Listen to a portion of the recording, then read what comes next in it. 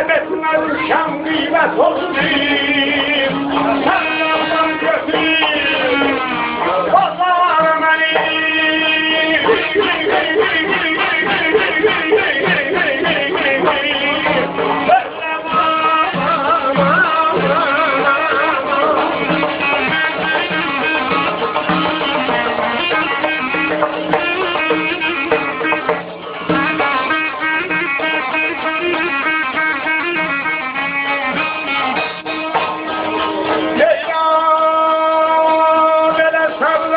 Götürsün pazara beni.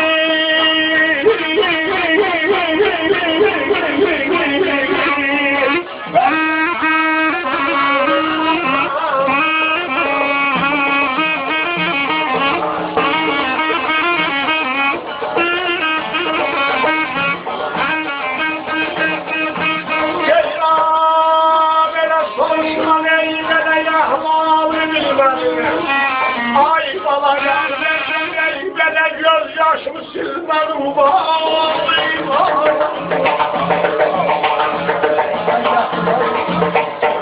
Ey bana yavrum demeyin, bana sadesini görmedim.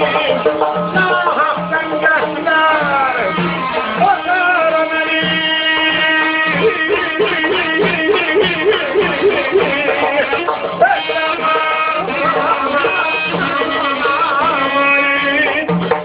Sağ olasınız.